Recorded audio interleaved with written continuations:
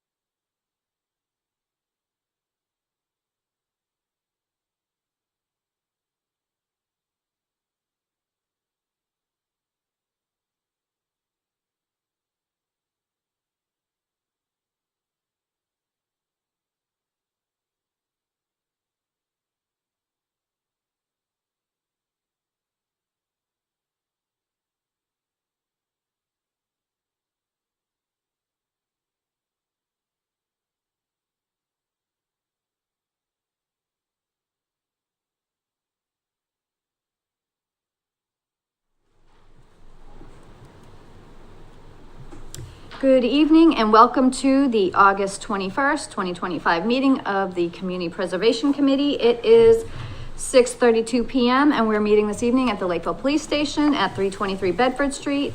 We have Lake Cam recording this evening. Is anyone else recording?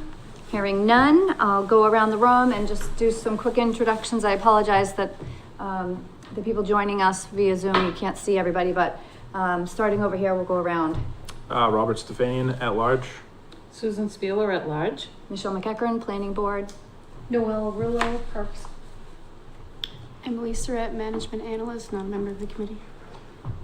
Kathy Murray, Claims Department. Kathleen Bagg, Member at Large. Nancy Yates, Conservation.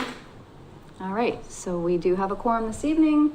We're missing John Lucy. We're missing the newly appointed open space member, as well as Nancy Lefebvre, the historic designee. So jumping right in, we have agenda item number 1, meet with Shelley Goring from Massachusetts Housing Partnership and explore options and opportunities related to the housing component of CPA funding. And we have this evening Shelley along with Taylor Perez from Serped with us. So thank you both for joining us. Welcome, and go ahead, Shelley. Sure, so I don't know if I've been given permission to share. It looks like maybe I have.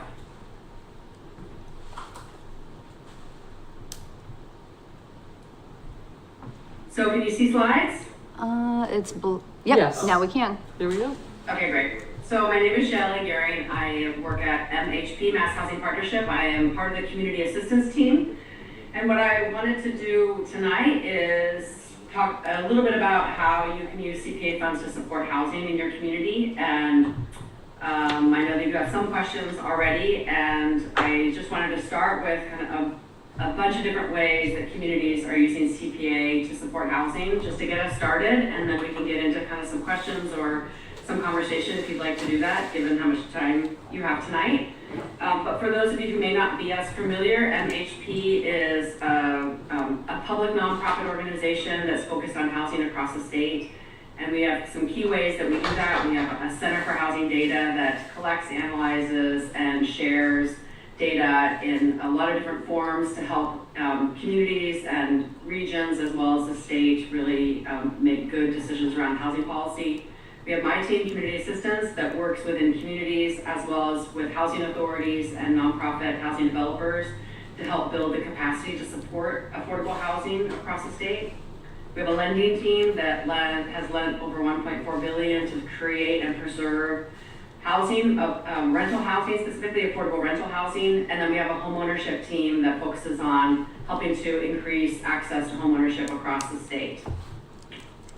So today I just wanted to start with an overview of a variety of different eligible activities that you could consider funding, maybe a little bit of a conversation around what you've already funded or what you're thinking about or ideas. If some brainstorming might be helpful, then I'm happy to participate in that. And maybe Taylor can jump in as well. So starting with the CPA statute, you have the different verbs that we use: acquire, create, preserve, support. And the blue is highlighting support because can only be used, it only applies to housing.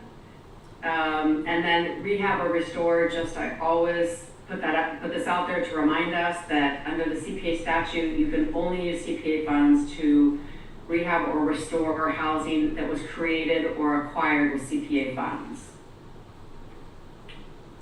So an example of acquiring, this was a development it is a development in Barnstable that had been, maybe it was a traditional 40B where only a percentage were affordable, but and it was built in 1973. A nonprofit organization was interested in purchasing it and used $500,000 of CPA funds to leverage to receive state and federal resources to be able to acquire the entire development of 124 units.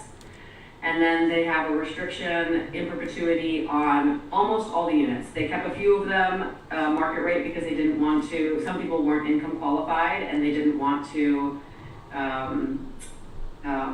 kick anyone out. So they do have a few that are market rate, but almost all of them are affordable now. And it was using just $500,000 of local funds to leverage additional resources. So one example of how you can help create affordable housing through acquisition of existing multifamily housing. There are buy-down programs that some of our communities manage. Some of them are managed by affordable housing trust funds. Some of them are just managed by community development department, and they're structured different ways, but it's helping income qualified people purchase existing homes and then adding an affordability restriction so that it will continue to be affordable when it is resold. So again, they're structured many different ways. Sometimes one community, Norfolk, has purchased modest homes, small modest homes, and then done any rehab and then sold them through a lottery to income qualified households. We have a community, Sudbury has just identified when a more modest home is coming on the market and then negotiated with the seller, found an interested buyer, and then they add the subsidy at the time of closing on the home so they don't ever own it themselves. Leverett, a community in Western Mass, they do vouchers, so they'll do a voucher that's worth $50,000 or $75,000, and then they'll create a lottery that home buyers can apply for them, and then they do the lottery to see who wins them, and then the buyer, the homeowner has the home buyer has like 6 months to find a home, and then the subsidy is included in the sale price. So they're organized a lot of different ways, but they're small scale homeownership programs to help income qualified people purchase existing housing in the community. The one thing is they tend to be high subsidy per unit, and therefore, and also just given our housing market, no community adds more than 2, maybe 3 in any given year. But it is a way to create some homeownership opportunity. We have a lot of examples of CPCs as well as affordable housing trusts investing in new construction. These are all rental. Norwell was a surplus site. It had been a police station, and they actually did transfer it to their housing trust, and the housing trust put out a request for proposals, and a nonprofit developer was chosen. It now is 18 units of age-restricted rental housing. Between the trust and the CPC, they put in $1.2 million to help make the deal happen. In Brewster, this was some surplus land of a housing authority, and the community was really invested in helping this project forward, and they applied for a Mass Works grant that helped with some infrastructure work to make this project more feasible, and then the local contribution was $550,000. So they now have 30 units of rental housing in the site. And then Westport was a many-year project. It started with a municipal site, and the trust really helped to push this forward. They ended up using some local funds to acquire an adjacent parcel that gave access to the town-owned site. They invested in some pre-development work before a request for proposals went out, and then they also invested some funds in the development, and they now have 50 units of rental housing after contributing $1 million over several years. And there are examples of CPA funds being invested in new construction all over the state of all different sizes of developments. We also have examples of adaptive reuse, so buildings that were used for a different purpose have been repurposed as housing, and many times this is affordable housing. These are 4 incidences of affordable housing. In Middleborough, it had been a shoe factory, and it was redeveloped by 2 nonprofits into 25 units of rental housing. So this is really close to you. At the time, they were a brand new CPA community. They didn't have that much money, but they did contribute $25,000, and that was enough for the state to see the local interest and the local support of the development. And so the state funded it with additional resources that made it feasible. The 2 bottom examples are schools that were redeveloped, one in Swampscott and one in Auburn. In both these cases, and you can see in the Auburn picture, the developer needed to add build an addition onto the building to allow for a greater density of units in order to make the pro forma work, the numbers work. So Swampscott also has an addition to the back of that. That's 38 units of age-restricted rental housing, and then on the right is 55 units of age-restricted in Auburn.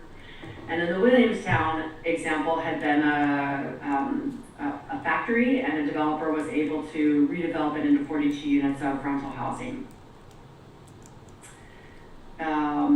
Actually, maybe it was a mill building, but I can't remember if it was a factory or mill building. But anyway, there are multiple examples of reusing, and as you might suspect, it's oftentimes less controversial to redevelop a underutilized building into affordable housing versus from scratch new construction. But there are many examples across the state of both forms of housing development using CPA funds. And then with the preserve verb, so I'm just reiterating from the statute just to remind us that the preserve is defined in the CPA statute as the protection of personal or real property from injury, harm, or destruction. So a reminder, that's not rehab.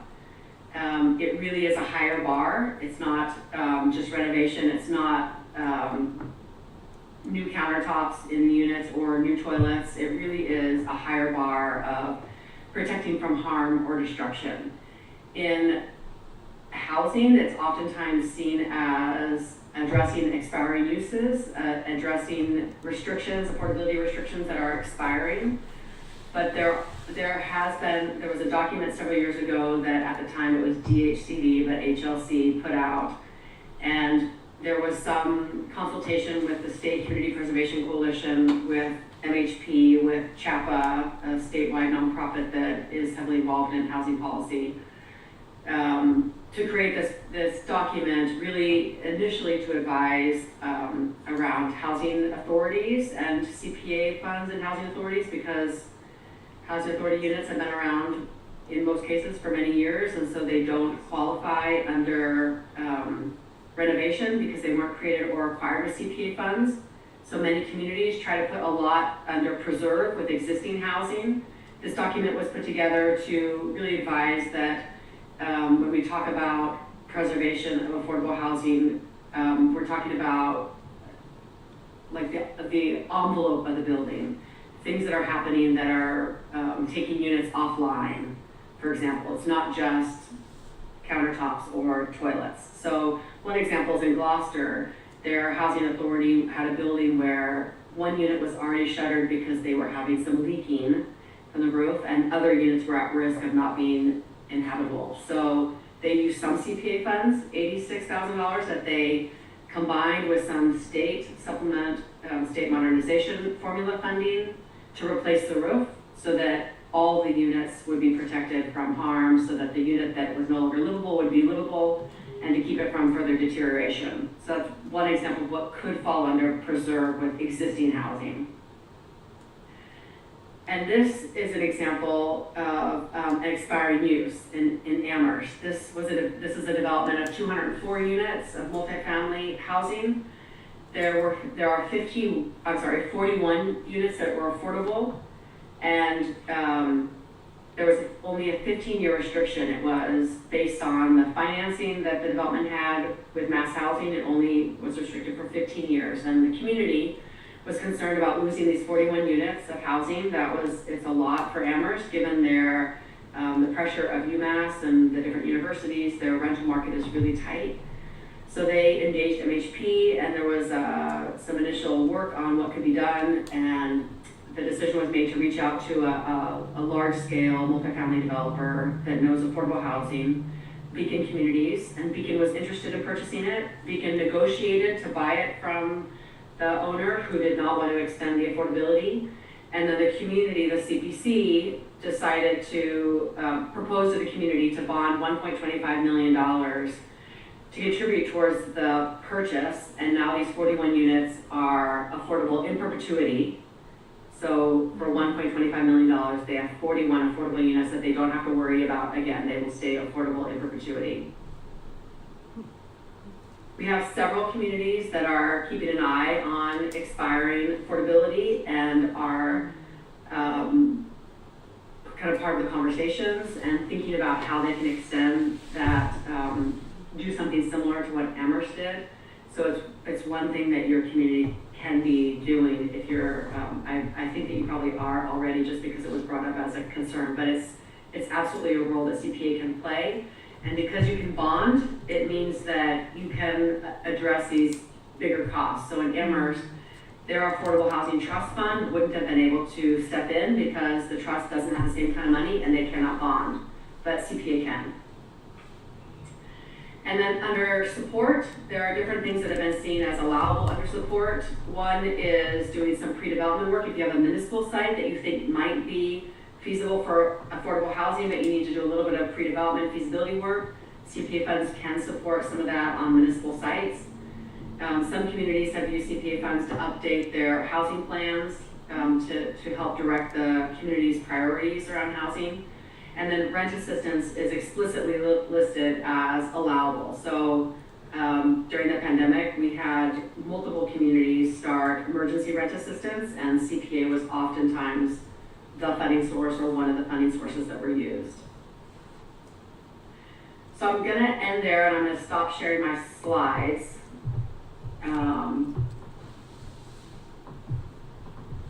And just wanted to be available if there's some questions, or if you wanted to have a little bit of a conversation about what you've already funded or what you're thinking about. If you want to do any kind of brainstorming, if Taylor has some ideas to throw in, I'm happy to stick around and have that conversation for a bit. Yeah, definitely. So thank you so much for all that information, Shelley. That was very helpful. So one of the issues that we've run into is that Lakeville, we don't have a housing authority. So you had mentioned the housing trust. Lakeville does have a housing trust, and it was brought up at a recent select board meeting, because now the trust is a committee that would be formed with various people from different committees and departments. So it's supposed to be run by the planner, but we don't have a town planner, but it would be like a member of select board. And I know, Emily, you had specified it was select board, planning board, Zoning, and I believe 2 at-large. 2 at-large. Okay. So the problem is, when Emily actually presented it to the select board, it was met with some, I want to say, some negative feedback about forming this, even though it is already on the bylaws. It obviously was created via town meeting. And I did get up and speak to it because when we were meeting with residents and trying to pass CPA, nobody wants the affordable housing. Everybody has, a negative opinion about 40B in the back of their mind, and they just think, oh, it's going to be more 40B. They don't like that. So that was so Lakeville tried, it took 3 times to pass CPA.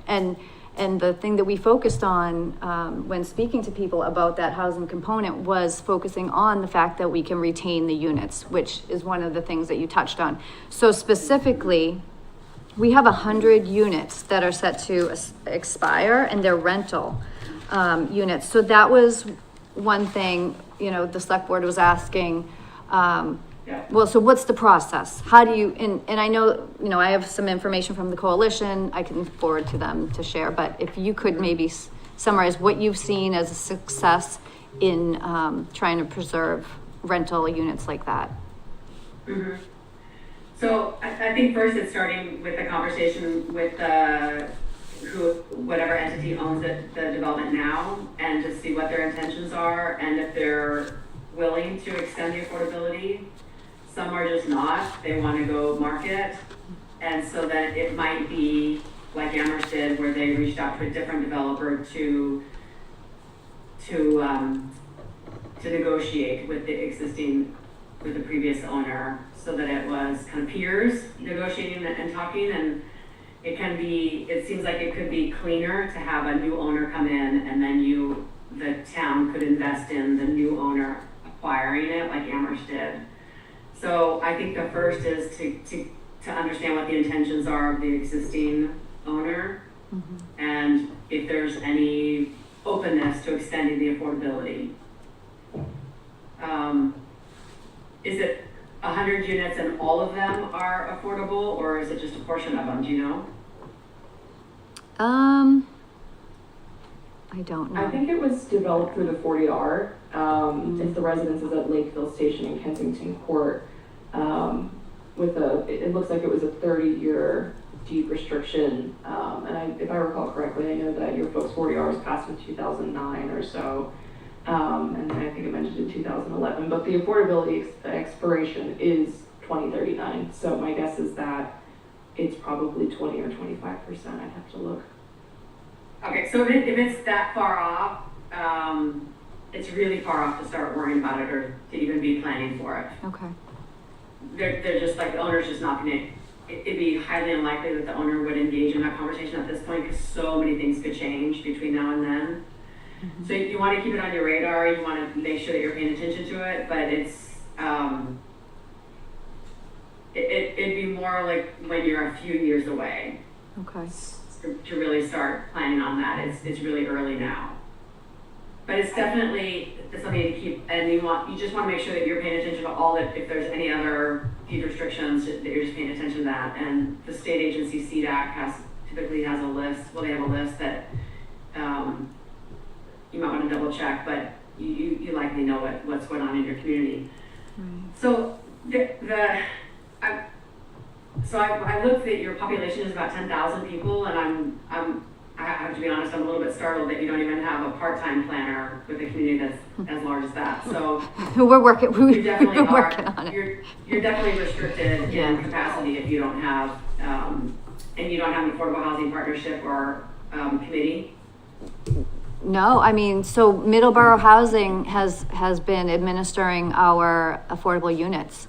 So, per development agreement. I think different ones have gone through maybe Rainham for different projects, but I believe the main one is Middleborough Housing Authority that's been administering those affordable units. And yes, believe me, we had a wonderful full-time planner, we lost, and then we've been on the hunt, and unfortunately now they're opening it up to part-time as well, but we're still on the hunt. So the 100 units was the main one because it's such a large number, but we do have, we have 4 that are expiring in 26, 4 in 27, 25. Oh no, wait, that one doesn't have a date. So 4, and then I guess, the big one is the 100. So if you have smaller ones and they're expiring soon, then those are the ones that I would definitely focus on at this point. And you just have to have a conversation around so I'm assuming that they're on the subsidized housing inventory for Lakeville, and you'll want to be familiar with the restriction. Are they rental or home ownership? They're both rental. Well, they wouldn't be home. They probably wouldn't be home ownership. They'd be rental. So it's the financing. So you just want to understand a little bit what the restriction is, who's the owner, what's the intention of the owner, how is it financed, and then it might be, so I don't know how much SERPED has done specifically in that region, but those are the ones that I would definitely focus on first. And how you do that when you're a CPC and you don't have this other kind of capacity, like if the SERPED can be engaged in that, and it wouldn't be a conversation that I can have with you in detail here. I'd want to bring in a colleague to help with that a little bit. But maybe there's a follow-up meeting that we could have with Serped and someone else to kind of talk about strategy about what that might look like and how you would do it, because with CPA, well, you do have a trust though. Did you say that you did see people on the trust? So You do have. we have a trust on the bylaws, and there's an amount of money, 122,000, I believe. 122,000, which I believe is from the difference of an affordable unit that was sold at market rate. There was that difference put into the trust. Okay. And I think one of the things the select board had mentioned was digging deeper to see, because it was supposedly over 20 years, and should it be higher? Where did that come from? Kind of track down where and what that was coming from anyways, because there's just money sitting there. But then another problem too is we've only had CPA for such a short time, and we only have the 1%. Is it smarter to let that grow and focus on the 100, or is it better to focus on these, the ones that will be falling off sooner? I guess it depends on what kind of other leveraging funds are available. And Well, the 100 are not gonna expire for 18 years, right? 2039. So, no, I'm not doing my math right. That's 13 years? 13 years. So, like, that's quite a bit of time. So, and you could bond if you need to, and you just don't know what it's gonna look like in 13 years. So I really wouldn't focus on that at this point.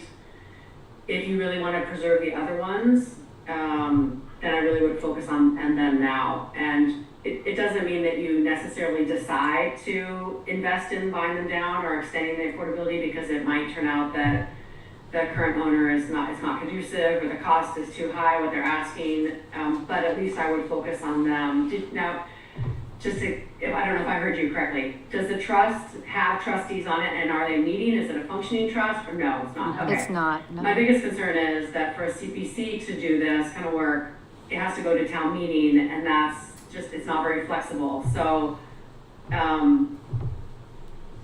it would be easier if your trust was up and running and you could transfer some money to the trust specifically for working on extending the affordability of these particular units, and then they could kind of dig in with the owners and Serped and try to work that out. It's going to be harder, I think, with the CPC, because you're doing so many different things, and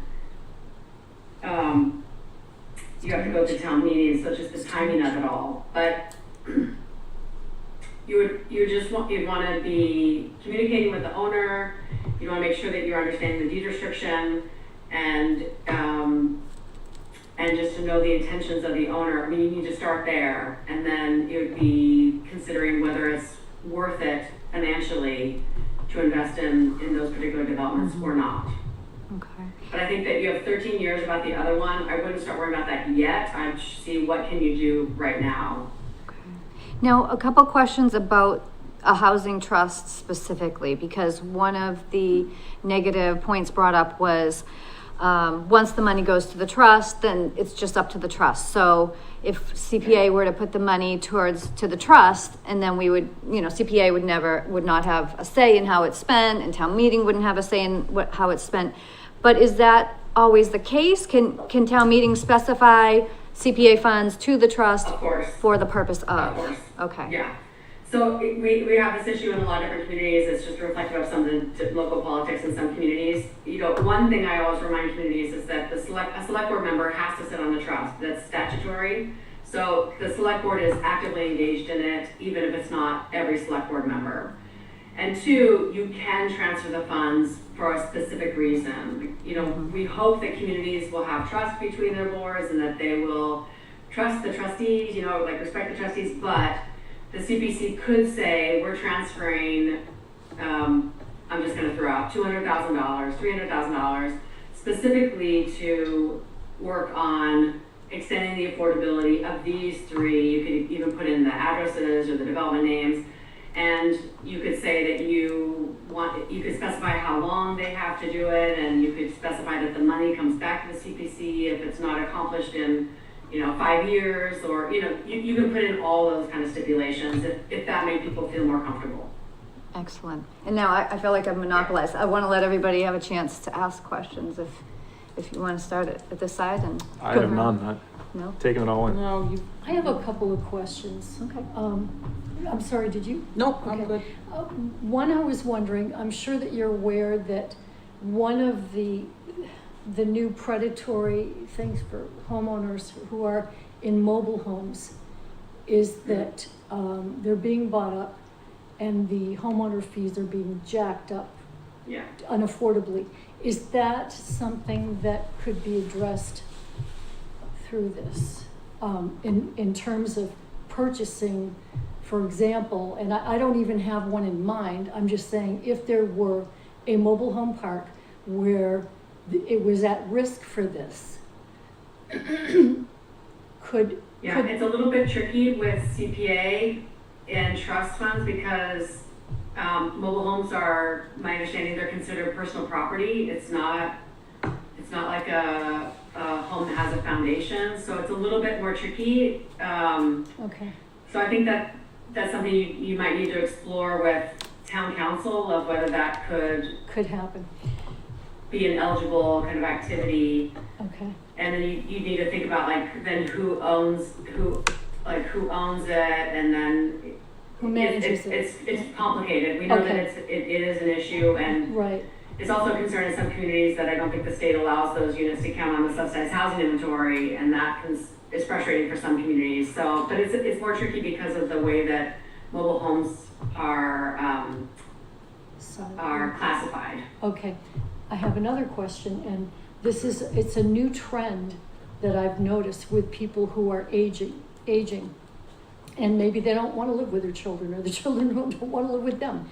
And they're doing this thing called co-housing, which seems to be, it's not like a commune, but I'm sure you've heard of this, where it's like, a development where there are communal eating areas, and I imagine the logistics of living like this are not easy, but there are a lot of people who are doing this, and they're all different age groups. There are some young families who cannot afford to buy housing, and they are taking part in this. Is that something that could be funded with this? So is it affordable housing? Like, would we say affordable housing, there's some sort of restriction on it? Yes, they are. In fact, that's usually the driving factor in people taking part in this kind of a living arrangement. They're separate units, but then there are certain functions that are communal. For example, trash removal, laundry services, all these kinds of things. It's a new trend. I've just been kind of researching it just out of curiosity, but the land, if I understand it correctly, the land has been purchased so that you don't end up with homeowners fees that are $700 a month on top of utilities and everything else. So I'm wondering if that kind of an arrangement might be financed through this. Or is it new? Is this too new? Yeah, it sounds kind of what you're talking about. Like, why can't I think what the term is? It's like there's some housing that's in like a land trust, or there's some Yes, where it's yes. shared equity kind of Yes. developments. If there's a restriction, an income restriction, so CPA can only go towards 100% of the area median income. So if there's a restriction on it, it's possible that could be something that is funded. Thank you. Did you have any questions? If I could. Yeah, please. So given that the Affordable Housing Trust, doesn't have a board of trustees, the funds that have gone into it thus far, it seems like have mainly been from, as you mentioned, affordable units that were unable to be sold as affordable units. I believe they passed the 90-day term for not being able to find a buyer. And so it was removed from affordable housing and just sold at market rate. In that kind of situation, how would, CPA or the Affordable Housing Trust be able to utilize funds to preserve a unit like that, like a home ownership unit? So we do have incidences where the trust can just move more quickly, but where the trust could potentially purchase the unit to save it from being lost. And then if the restriction isn't the state's universal deed rider, which it sounds like perhaps they are older ones, if the universal is supposed to, like I said, that's just foreclosure. But yeah, the trust can, and there have been incidences where the trust will purchase a home to not lose it, and then they'll perhaps do a little bit more work in it, some renovation work, and then they'll work on selling it where they can take their time, make sure that they find a buyer. So that is possible. That's really difficult for CPC to do, but a trust can do that. Thank you. Kathy? I'm also wondering if Lakeville's experience with affordable housing is primarily larger 40B developments. That is a critical supply of housing, including affordable housing in the state, but it's not the only model. We have many communities. The examples that I showed in the slides are all smaller scale development. They're ones in most cases where the community was actively supporting it. Actually, all of them were being supported by the community. Some of them, like the Brewster one, the community actually applied for a Mass Works grant because they actively wanted to see these 30 units of affordable housing where it's a smaller scale development. So if there's kind of a knee-jerk reaction because people only know larger scale 40B, it could be beneficial. It's just that you have limited capacity to do this, but it could be beneficial just to be educating the community that affordable housing looks really different from that. That we have developments where it's 100% affordable, but there's only 30 units or 40 units. Or where there's some units that are 30% AMI, 50% AMI, 80% AMI, like there's a range of affordability and they're smaller scale. And so it could potentially benefit the community to have just some conversations. And there might be, I've been trying to think in your community area, if there's a development where you could even like do a tour, and I do this sometimes with trusts where I've gotten them on site to different affordable housing developments in different communities so that they have personal experience with it and they can just better tell the story in their community about what affordable housing can look like. But doing some of, there might be, and I know that capacity is tough, but there might need to be some groundwork done in Lakeville around education and helping people understand that affordable housing isn't just 25% in a large 40B development. And I think, one of the things you touched on is the age restricted. I don't think Lakeville residents are as frightened by age restrictions. Though that seems to be more embraceable, with the larger developments. And I know you showed a few that were those age restricted situations. Right. But Kathy, this is the planning board clerk, Kathy Murray. Did you have any? I just had a question, whereas, staff is a problem, are there consultants that would specialize in maybe guiding the town to be able to maintain those units? Yes, so there are different housing consultants and you could definitely, you could hire someone to help you strategize with how to move forward. There are consultants that could help you if you have any municipal land and you're wanting to consider it for affordable housing, like a smaller scale affordable housing development. There are consultants that can help provide that expertise. If you have a municipal site, MHP potentially could provide. We work with communities all the time around disposing of municipal land for affordable housing. And these are not 150 and 200 unit developments. These are smaller than that. Typically, because most developments need to access low-income housing tax credits, typically they'll be in the 40 unit to 60 unit range, but they're not 200 unit range, developments. So there are definitely housing consultants that can help you with any of these kinds of projects or initiatives. Okay. Kathleen? So it sounds like one of the first steps is that the town forms a committee to run the housing trust. Would that be correct?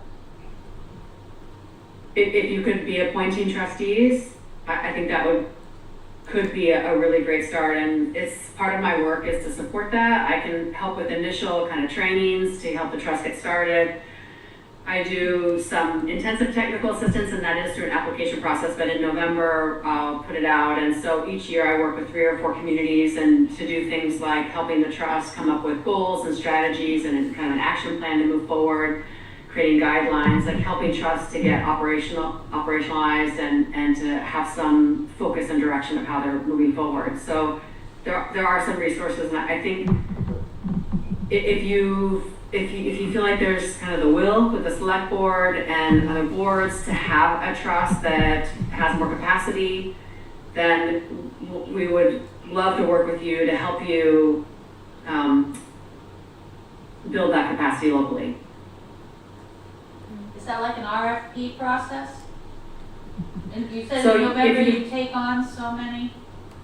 So at this point, the select board appoints the trustees, so that just to get people on the board, and then if you wanted, I could, with the new trustees and also with other stakeholders, do a virtual kind of trust 101, like these are some of the basics of the statute, these are some best practices, this is some of the kind of projects you can work on. And then if you wanted, then you could either hire and pay someone to do some planning with the trust. You could apply I'll probably have a round out in November. And then if you're one of the chosen communities, then we work more intensely in 2026 to work on goals and strategies and a bit of an action plan. Does the town have a housing production plan or a housing needs analysis or any kind of housing? You have okay. We do have a production housing plan, yes, and Taylor helped us with that, thank you. Okay, good. So we want the trust to start by getting familiar with that plan and to be looking at what are the goals in that plan. And then what I'm really pushing trust to do is, because the housing plans, production plans oftentimes have pretty big general goals. And so what I'm really encouraging trust to do is to start with that, to see what's been identified already in the community, and then to think about realistically for a volunteer board, how do we create 2 or 3 really measurable goals, starting with this bigger plan, but create a couple measurable goals, 2 or 3 measurable goals, and then some strategies that are doable for this board to help get you started. Because what we find with trust oftentimes is that the housing needs are so huge, the resources are never enough, and there's a lot of spinning wheels of not sure where to start.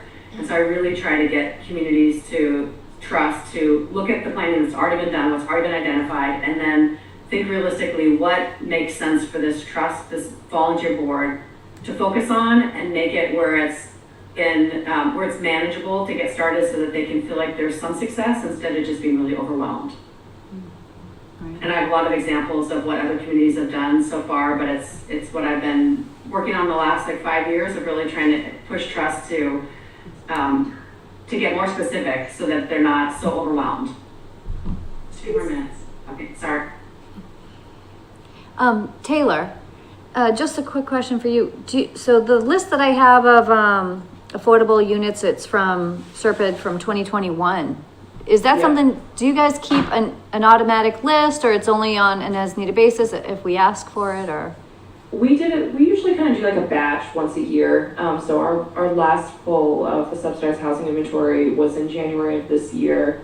And you folks are at 5.91% right now. And the 8 units that you're talking about, I'm seeing right here, I think it was formerly the Arc Fall River and then Long Point Road, which is a total of 8 rental units, 2026, 2027. And it looks like they're subsidized through Health and Human Services. So I don't know if they're already, I mean, again, the name changed, now it's Flintlock Drive, but again, that was, I think, previously an adult retirement community, so I don't know if they're already age-restricted units, but that's definitely something that we would be happy to explore with you folks.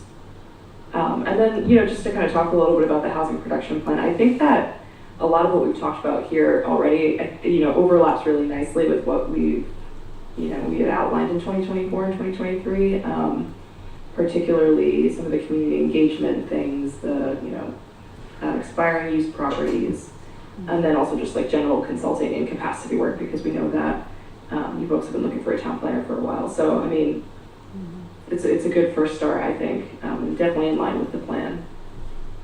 Right. Yeah, absolutely. So I guess maybe so I think the first step is to try to, get the select board on board with forming this trust and appointing the trust. And they did ask, they asked me to potentially send a memo. I don't know, what specifically to include. I think this whole presentation would probably be a good idea for them to watch. Maybe we send a memo just asking them to please watch the presentation.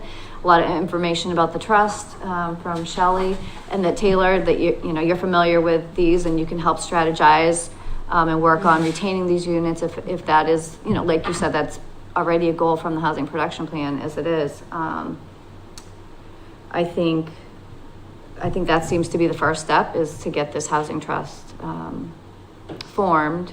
And then it's a relief, I think, to hear that obviously CPA funds via a vote at town meeting can clearly specify that the CPA funds must be used for a specific purpose.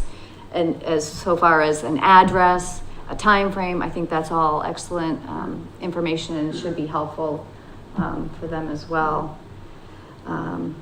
Because otherwise, so for any other communities that don't have a housing authority like Lakeville, what are the other options, or is there any other option, or have you seen any success with the housing component of CPA without a housing trust or a housing authority? So it just depends on the real estate market. We do have communities where it's developers that do affordable housing where they are finding a site and they're moving forward, and then they go to the CPC for funds. So there are communities where that's happened. There are also communities that are, even without a trust, they're disposing of municipal land for affordable housing. So they're putting out an RFP and the developer's responding, and then the CPC may contribute funds or recommend that funds are contributed to it. So there are examples of that.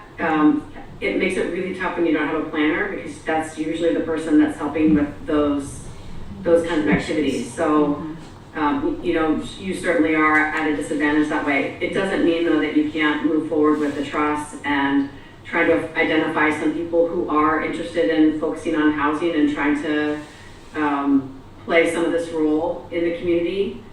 And it might mean that you do need to pay for a consultant to help with capacity in the shorter term until you have more capacity. But I still think that that's, you have you're a town of 10,000 people, you do have CPA, so you do have some things, definitely have some things going for you.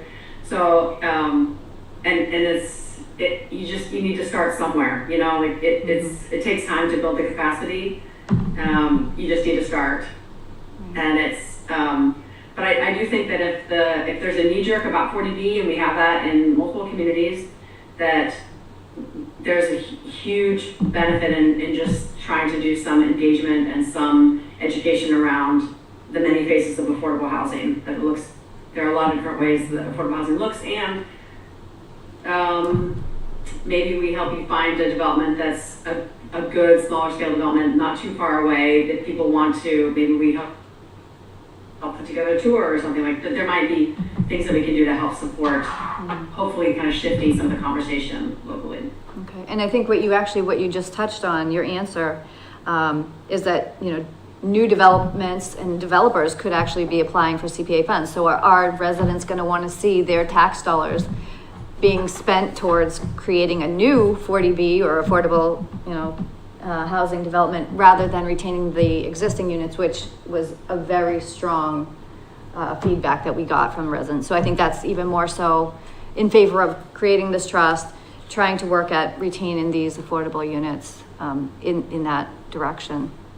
So I appreciate you. So a lot of housing trusts see one of their roles is to increase the number of affordable units in town, and then so they might come up with a number of how many units they want to help support, create over the next 5 years, and then different strategies. So some strategies could be to work on extending the affordability of these particular developments, and then it could be to create 30 units of age-restricted housing, or there could be a variety of different strategies that they're focusing on, or that they see as doable kind of paths forward, and that would meet the needs that have been identified in Lakeville.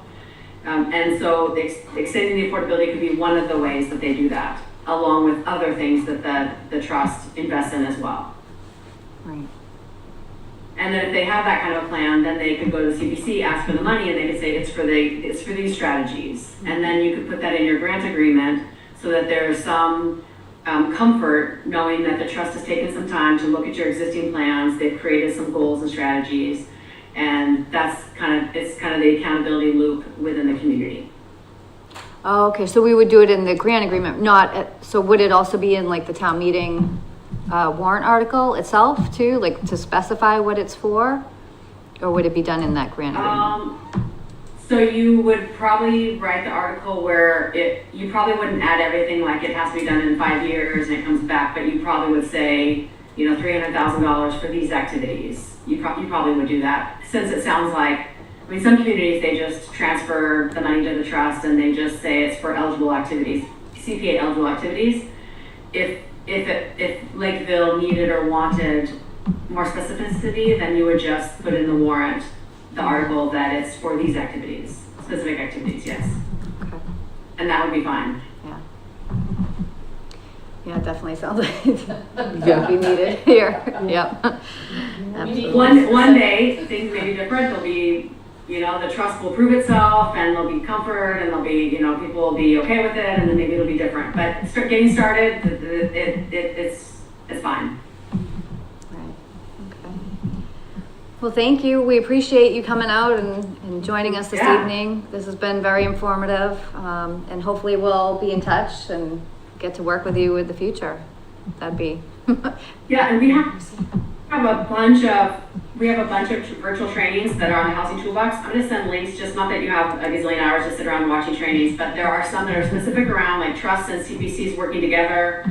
And so I'm just gonna send it just so you know that there's some out there, and if that's helpful for the select board, like again, I know that everybody's very busy, but just so you know it's there, and you can go through the topics if it's useful at any time. Great. Okay? Excellent. Thank you so much. Thank you. Thank you. Yeah, and definitely keep in touch. And Taylor, I'd love to perhaps follow up with you a little bit as well, and we want to support your work down there as well. That would be great. Thank you. Yeah. So nice to see everyone and to meet you. You Take too. care. Thank you. All right. Thanks, Taylor. Bye. It's nice to see you. So I guess we'll be in touch. We'll chat at some point, I'm sure. We can talk about next steps. I'd be happy to have a further conversation about this with you folks. Okay. Yeah. Hopefully we can get the select board Thank you. on board and move ahead. Yeah, let us know if you need anything in the interim. But yeah, thank you for inviting me. That was really helpful. And I'm excited to see if we can do anything further. Yeah. Excellent. All right, and nice meeting you folks. Have a good night. You too. Bye, Dale. All right, so for the memo to the select board, do we want to ask them to watch? Yeah, and then we'll share whatever she sends to us. Because I think it's, important to maybe not just hear it from this committee, but to hear it from the expert. Well, maybe we recommend that they watch a video on the Housing Trust Fund. Right. Right. Yeah, She has one. yeah, especially, if it's their responsibility to appoint this trust, then, I'd like to actually see the piece where it says about setting up a housing trust and bylaws. oh, the bylaw? Yeah, So, well, it's in the bylaw, but I just. Yeah, so it I'll was look in- it up- I'll look it up. it was in and- my first conversation with Shelley, and as she's on the phone with me, and she looks it up, and she says, "Oh, you have You a have housing one." trust," and I was like, and she said, "Yeah, it's a member of a planning board," and I think that $122,000 is one, when I was a selectman, I think that's from one house in Ebony, Really? he bought it. Do you know how long Because I remember ago? voting on it. Really? Yeah, I think that was only just one house that they were trying to take out. How does money get into the trust? We had to agree that they could take it out, because at the time, the select board was the housing authority at that time. Oh. so there is only, so that's why it's such a low. So that was the question: why is it such a low amount over 20 years? Is there something missing? But if it is just one I house, think it was one of those cute little. Oh, off of I love that 105? little Oh, me development too. there. Yeah, Yeah, okay. that's what I like. That's how I like to see affordable housing. That's really cute little, yeah. hmm. So that money's just been sitting They there. had to take out, yeah. What do you mean, take out? Out of being affordable for one reason or another, which I can't remember. It's So a if long it, time ago. I think it's like, Emily had said, if it doesn't sell after the 90 Right. days, they can sell it now at market rate, but then the extra money has to go back to the Right, town. and we had to vote on that and put that money there. But I believe, from what I remember, it was just the one house. Okay. Yeah, cause I was And trying then to after figure that out. that, we weren't, Board of Selectmen wasn't housing authority anymore in later years, so maybe that's why it hasn't happened again, or houses just sell, they don't like sit around for 90 days. Or has it happened that some have sold and then nobody's been tracking it and the town hasn't Right. gotten that money? So I think it is Mhm. still a good exercise to look Yeah. into it and find out for sure. So if I could, Yeah. do you mind if I just, Yeah. I did see, I don't know about that one house that sounded like it was quite a lot that went into the trust. I did find the first, I think 3 transactions were pretty low. It was like, I think 7,000, 11,000, another 7,000, because it wasn't that much of a difference, but it was a very low amount. So I don't know how many houses So have maybe it was actually. more than the one house you mean? Yeah, I think I saw 3 at least, but again, they were such low amounts that I was like, I don't know. And that if I'm doesn't comfortable sound with like the it. difference between a market rate versus affordable. Yeah, they were a while ago though. It was kind of, I think, around the 2008 housing crisis, so they were pretty low, pretty Okay. low. But can look into it a little more. That's interesting. Yeah. You don't happen to have the language for the bylaw with you now? Not on my person. No, okay. Not immediately. Right, yeah, I tried to, I couldn't find it, but yeah, it is there. I and- just would like to see it. Yeah. Right, but you must have found it, right, Emily? Because, Yes. yeah, okay. Mhm. Yeah. I could pass it along. Okay, thank you. All right, so we don't have a vote on this agenda item, but as far as a memo, like I said, so we'll ask them to please watch the beginning of the meeting, the portion where, Shelley's speaking, and then is there anything else that we want to add? Just that, we'd like to see, would this committee like to see the trust formed? Is that, Yeah. it sounds, Yes. So maybe we could put it on our September agenda where we could actually vote on it? I mean, but I'm not, we should send something to say we're Yeah. interested. and that's fine, so we can take a vote tonight and we can ratify it, We can yeah. like, okay, yeah, Sure. yeah. You ratify So- the letter to the selectmen? No, so we can discuss and take a vote on the memo, but because we didn't expect to take a vote tonight, we can put it on September's to just, Ratify it. I see. yeah, properly Just advertise that approve we're what we taking a vote. approved. Yeah, so I have a note to myself for that. So we wanna, what would we like to add? Would we like,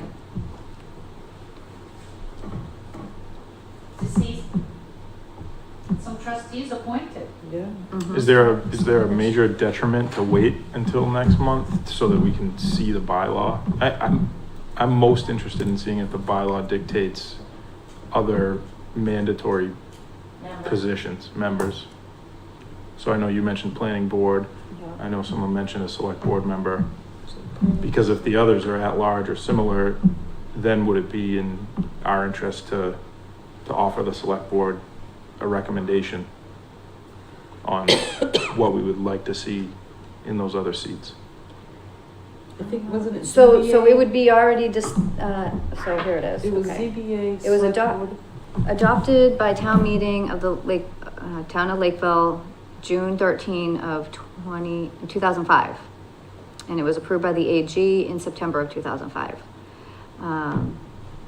Purpose of it, so there's a purpose, the Board of Trustees, the powers of the board, and finances. So it's, it's more than I'd like to read right now, but I can say that under the Board of Trustees, it says there shall be a Board of Trustees of the Lakeville Affordable Housing Trust Fund established by the vote under Article 17 of the warrant of the 2005 annual town meeting in this bylaw called the board, which shall include 5 trustees. The trustees shall be appointed by the select board. The board shall consist of 1 member of select board, 1 member of the Board of Appeals, 1 member of the planning board, and 2 members at large. Trustees shall serve for a term not to exceed 1 year. so that's it. And it basically says shall, so I don't even know, that's pretty, I don't think it gives leeway as to whether or not they want to or not form it, but it's interesting that it hasn't been formed yet. But I would be real careful about your two at-large members because you know. Well, that's what I mean. I think we should need to take our time with it and perhaps offer a recommendation. Like, you know, do we want, or would we prefer an at-large seat be someone who specializes in the rehabilitation of homes for this? Or, you know, do we want a 40B developer in one of those seats? Like, those are the conversations we need to have. So I mean, it would be up to the select board. It's not up to us, but we could Yeah, it would be up to offer them an argument or to compelling appoint. argument and ask them to consider it. And I think the comfort that I have is that if we're going to utilize CPA funds for a purpose that we can't, like Shelley said, we can specify in the warrant, we can add it to the grant agreement to make sure, and that's something, maybe instead of after the town meeting vote, rather than working on the grant agreement, have it ready before town meeting, so that if anybody wants to see the terms of the agreement, it could be, But available prior. But to your point, through you, is that we are in the driver's seat if we're gonna be using our money, so I think he's right that we should be real specific of what we want and not leave it up to anybody else to decide what, we need to be real specific, this is what we'd like to see happen because our money's gonna be going into it. Right. Well, I mean, Absolutely. I think it would have to be a vote of, it might even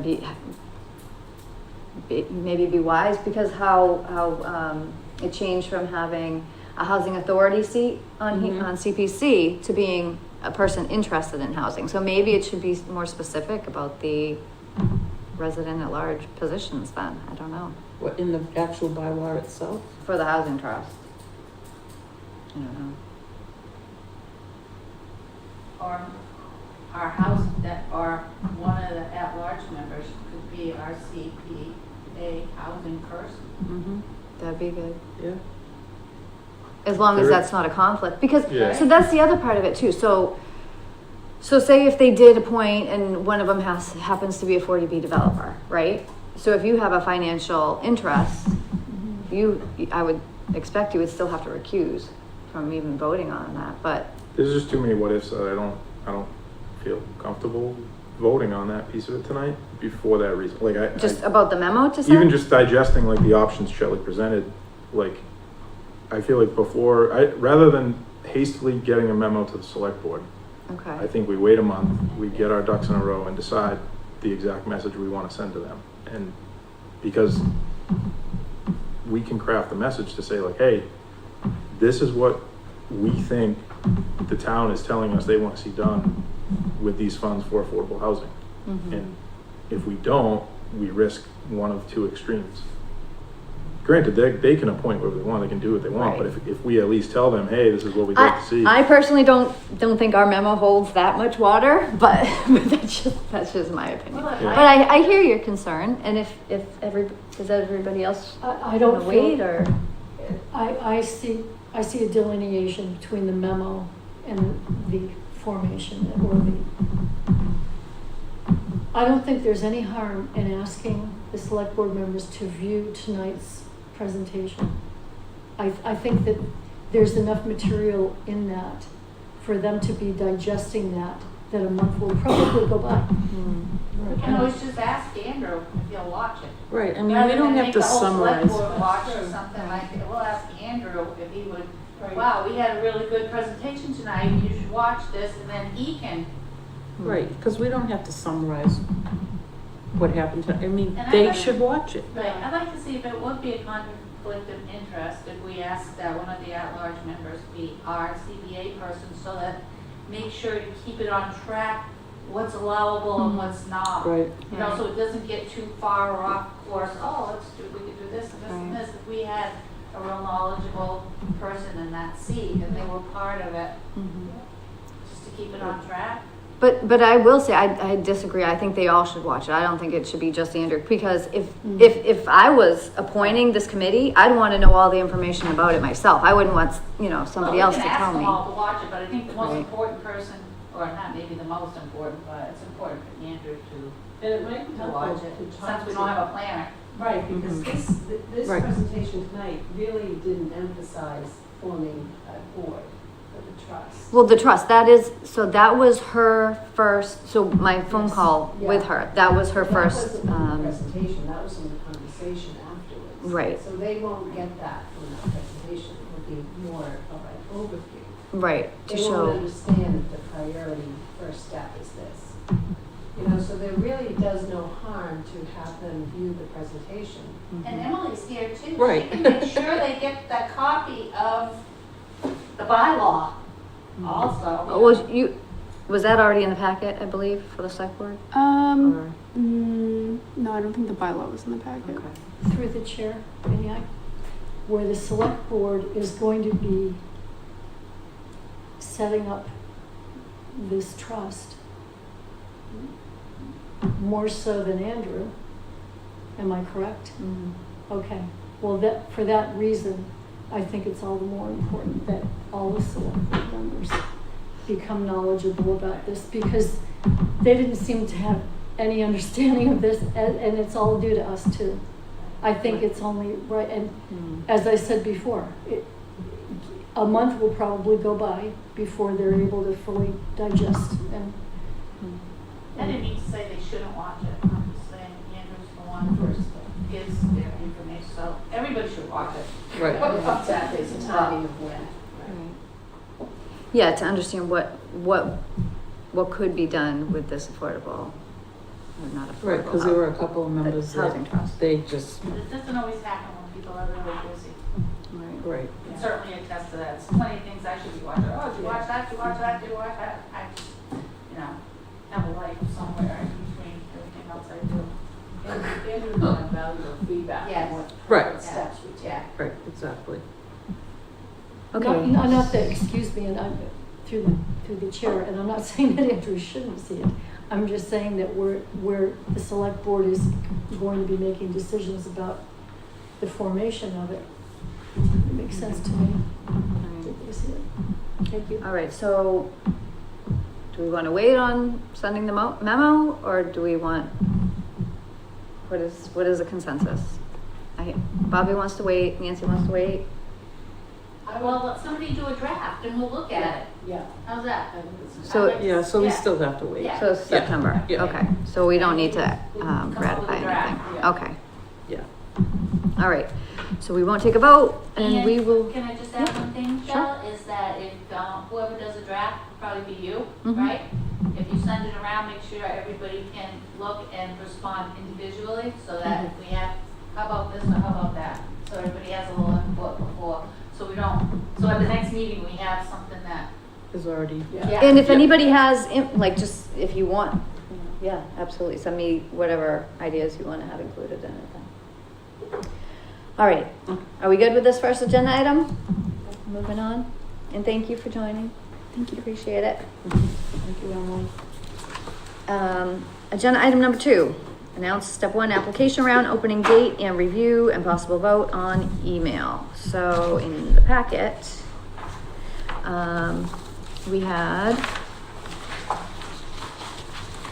the email that I had sent out last year. It was one of those things I realized after our meeting that it was open prior to the next meeting that we had, so I had to send it out. So this is what I had sent. I just sent, good afternoon. I sent it to the TA at the time, select board chair, the town clerk, to the select board assistant, building commissioner, DPW director, facilities manager, council on aging director, and the chair of master plan implementation committee. And just said the Lakeville CPC step 1 application is open from September 1 through October 15th. Obviously, I'll change that to be the second, the dates that are specified in our plan. I gave the link to the step one applications. Completed applications can be returned to the CPA email address. Review the current plan. I gave the plan link. And that projects approved by the CPC would be eligible for funding at the next Springtown meeting. And any questions to direct it to the CPA, the CPC email. So is that good? Does anybody have any suggestions, edits, what they wanted to say? Because after I sent it to those individuals, I sent it to the committee and then asked you all to forward it to your prospective board. So that, at that point, Noel, like, for example, when you see that, you can forward it to everybody on Parks. Just, FYI. So they know. And then, Nancy would send it off to everybody on historic, and the open space seat would send it off to open space. Yeah. Do other towns share this openly with all citizens in the town, or is it just committees in the town that we share this open process? I'm trying to think if we actually had it on Did we the put in the paper last time? town. In the paper, or did we? I think we just had them put it on the Facebook. I thought Lacey might have shared it on the Facebook as well. In the town Oh, on the town website? newsletter. Yeah, Oh, the newsletter too. Yeah. yeah. Yeah, Yep. I mean, if the school wanted to apply for funding, the plan says you recommend it for a committee. Yep. You're not Right. applying on their own. But there could be other groups within town who want to apply for funding. All right. Sure. So you're good with this email going out to who it went out to, but then in addition to the Lakeville Town newsletter, Yes. have it on that. And maybe, and I think, like I said, I think we had them blasted on Facebook too. Do that. Is there some other? I'm just curious, it just crosses my mind, the agricultural committee that's just been formed, would they be able to apply for a project, if they had some project in mind? Yeah. If they can make the Creating nexus, a they can certainly apply. Pardon me? If they can make a nexus to an approved expenditure, they can certainly apply for it. And Elliott Farm has done a lot of work with feeding hungry. Yeah, but I don't know how that would fit in with open space, because it has to be, permanently preserved open space in order for it to utilize CPA funds. Well, I'm not even thinking open space, just wondering, Oh. a company like that.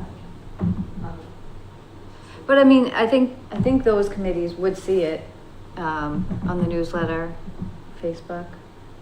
I don't know who would be a contact for that committee. For the agricultural Yeah. committee. I was watching a little bit of their last meeting and, just wondering, Who's the chairman? pardon me? Who's the chairman? I forget the gentleman's name, but I think he's also on historic, if I'm not mistaken. Brian Reynolds? No, I thought it was, there was one committee that we reached out to when we were campaigning for CPA, and I thought it was Dave Thomas. And I just remember that name because of the Wendy's. I was gonna say. But I thought, but is that the, I'm not sure. no, okay. Maybe on the email distribution list. Yeah. But I don't, do you think it's necessary to send it out to everybody though? Like, I don't know if I want to blast everybody so much as maybe Because just then you like might the start getting department heads. Yes. crazy applications for stuff. I mean, are you guys, is that good enough? The newsletter on Facebook and the department heads listed? I I think so. that's, it didn't come up at our public hearing that people had an issue with how we advertised it, so I would Yeah. kind of think if it's not broken, Okay. let's not try to fix it. Oh, the chair's Paul Hunt. Oh, really? Mm-hmm. Well, then they'll see it. Send it to the select board. Right. So then he'll see it. Mm-hmm. Okay. Alright.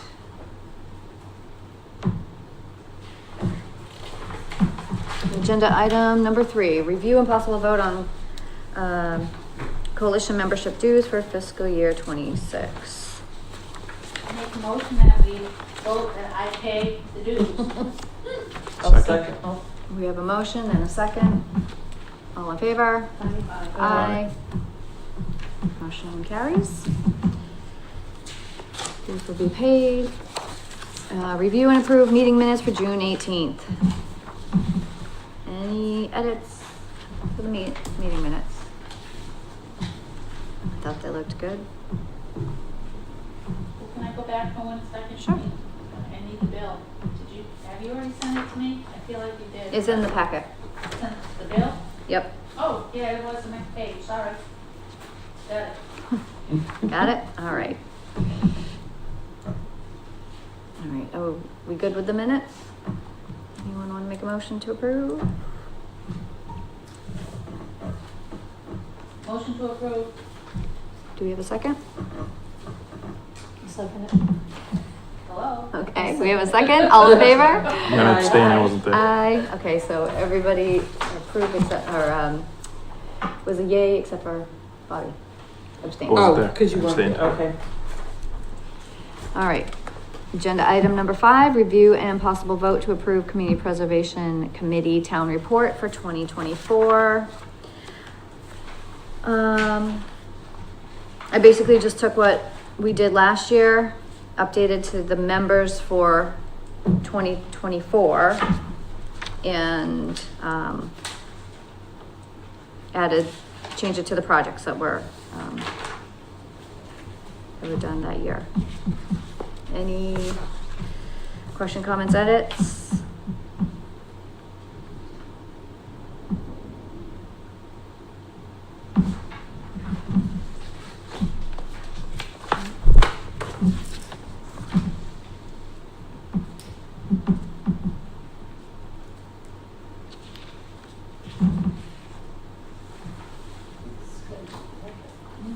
Yeah, good?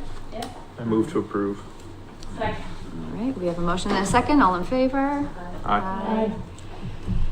And that passes. And we have number 6, old business.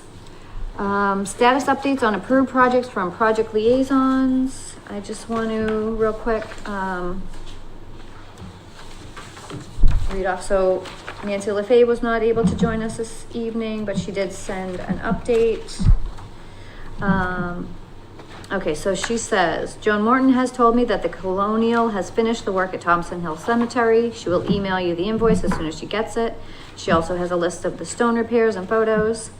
Kathleen may report that the Lakeville Historic Society Museum's cupola repairs are underway. The material was removed from the steeple and is being restored at the Blackburn Workshop. Joan also has pictures of the project. Nancy LaFave. So, all right, any additional? So that's still Joan's basically. very pleased with the cemetery. Yes. Great. So she did send photos. We've got some photos in the additional items with our packet, the before and after. It was pretty amazing. I mean, some of these Yeah. were covered in grass, like buried. Yeah, they look like totally different. Yeah. Yeah. Very impressive. Yeah, so, I mean, we all saw them electronically. I told Sue not to bother printing them all. Printing. But I'll post those under, the completed project pictures on the website as well. And then we do have the invoice for the services. It came under budget at $9,840. So, I know we don't have a vote for that, but we could vote and then ratify next month if someone would like to make a motion to have Nancy process that invoice for payment. So moved. All right, we have a motion Second. and a second. All in favor? Aye. Aye. And The invoice. yep. Do you have it's in this right here. Turn it. Yep. Yeah, I that's can use that. Yeah, that's what she sent. That's it. Yep, Yeah. that's it.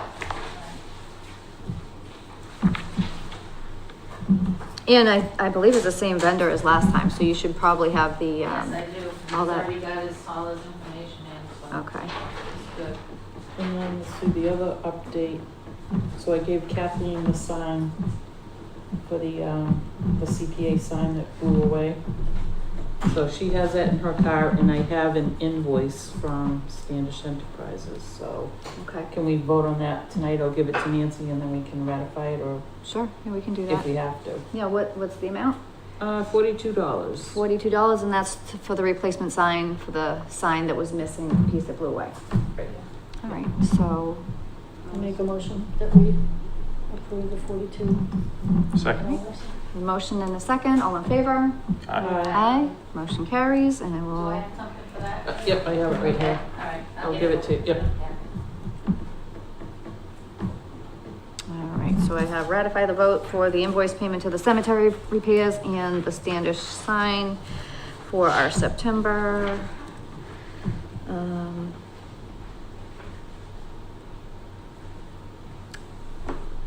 Any other, oh, Nancy, you have updates. I do, from the parks. That was, I just passed that out to everybody, was, an email from Lissa. Added that at the memo.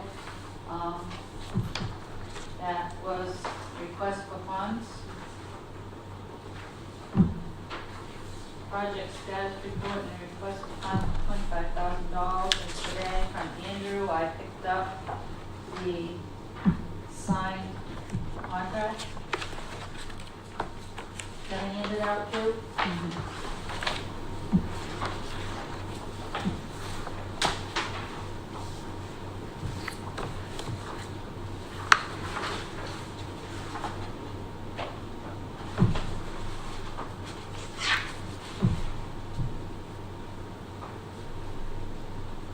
All right, so are they looking to pay off of the contract instead of paying off an invoice though? Because I see the contract, I see where it says, you know, the amount to be paid to the engineer shall not exceed $25,000, but I think we want to see a breakdown, right, before we Well, release. yeah, I thought we had to have an invoice before we can pay anything. Yeah, just, I mean, they haven't even started the project, have they, Nancy? Well, they can't start, I mean, this is for the engineering. do they need the payment up front, or is it at the completion?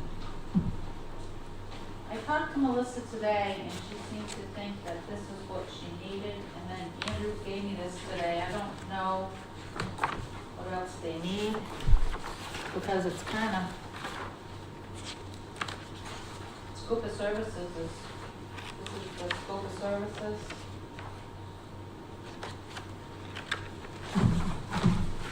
Professional services agreement. Okay. So this is what they're gonna provide, Okay. and Andrew signed it today. But don't we, I mean, we need an actual invoice though, don't we, to submit to get that money? Says the town shall pay the engineer on a contract price, $25,000, a lump sum of $25,000, right on the first page. Right. Is that normally paid up front like that before the work's done? Is that a standard procedure for what they do? It's our first time. I know, cause I mean, the other thing is, if you pay it, I mean, when's the engineering Yeah. gonna be completed? It looks like we might be missing the invoice. If you skip to ZCE's professional services agreement, Yeah, in the payment section, it refers to the fees for services under this agreement shall be due as set forth in Exhibit B, and we do not have Exhibit B. So, Usually, I always thought that there was a deposit paid down to get the job started, and then when it was completed, they get the balance. So that's just been my experience. I don't know if that's how the town does business. Well, see, We I can could probably- see them submitting the contract, but then typically you pay off an invoice, you don't pay off a contract, so. Right. So should we request that they send over the invoice and then we can get that paid? we are, it says, description of request, we are ready to sign the contract with the engineering firm. Right. So I wonder if when you sign a contract, if you have to give them the money. I guess if there's too many questions, then I guess we'll wait till September. It's just that timeline Right. short. Well- Right, and I mean, and when is this plan gonna be, the engineering plan gonna be completed? We give them $25,000, are they gonna finish it in 2-3 months, or are they gonna finish it a year from now? So it does say commencement and completion of work on the front page under Okay. 3. It says, so under A, it says this agreement shall commence on August 21st, 2025, so today, Yeah, Yep, and shall expire on November Oh. 13th, unless terminated sooner or extended later. So it looks like they're planning on having this done in time. So- okay.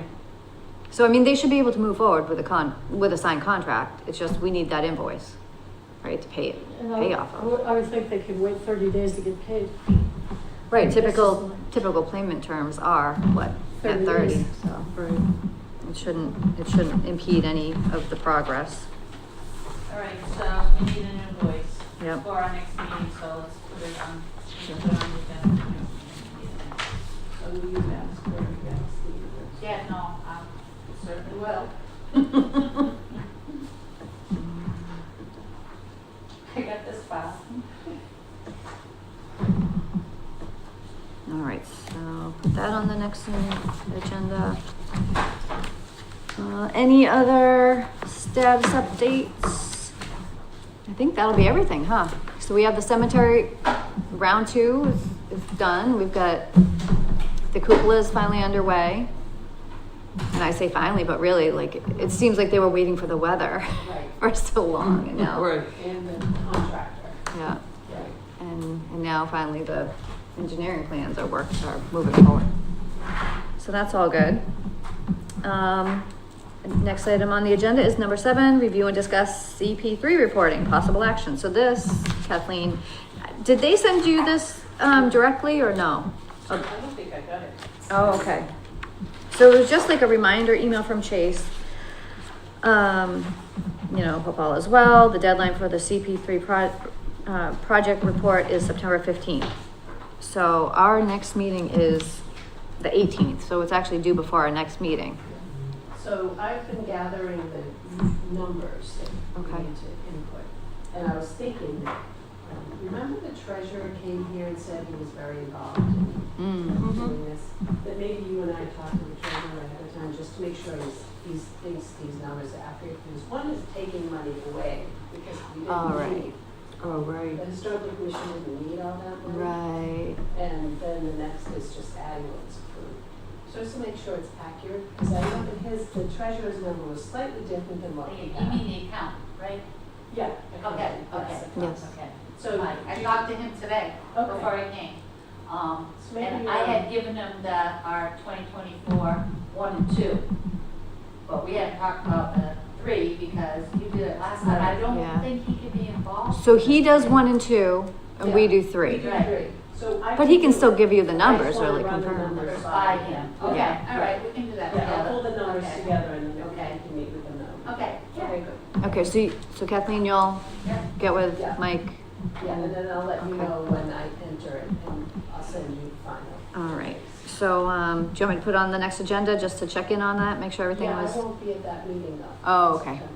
All right, so, But yeah, I'll too. come with 1, 2, Yeah. and 3. Yeah. okay, or if you want to email me an update, I can Yeah. always Sounds just include it in the packet and we can read it. Because I talked to him today and 1 and 2 will be ready for the September meeting too. Okay, good. So that's the other thing is, so I guess for September, I should add on completing the appendices to the plan. Yep. So the CPP. So will you have those figures for that meeting or do you think you'll have, so if As soon you, as I forward them, as soon as I get them to Okay. add them to the agenda. okay. So you have the Yeah. forms, though, you don't need the form, like you have all those forms that are in the appendix. He does. Oh, he does too, okay. Well, he should. I gave him, they haven't changed since last year. I gave him my folder from last year. It has everything in there. Okay, all right. So he knew. So we just need to update them and then I'll stick them into the plan and repost the plan with all those numbers included. Okay, so I'll put that on the next agenda. All right. And Kathleen, you'll work on the CP3. And that should be that. All right, agenda item number 8. Next meeting date is September 18, 2025, 6:30 here at the police station. That concludes our business for this evening. If someone wants to make a motion to adjourn. Motion to adjourn. Second. Motion and a second, all in favor? Aye. Aye, motion carries, meeting is adjourned. Thank you.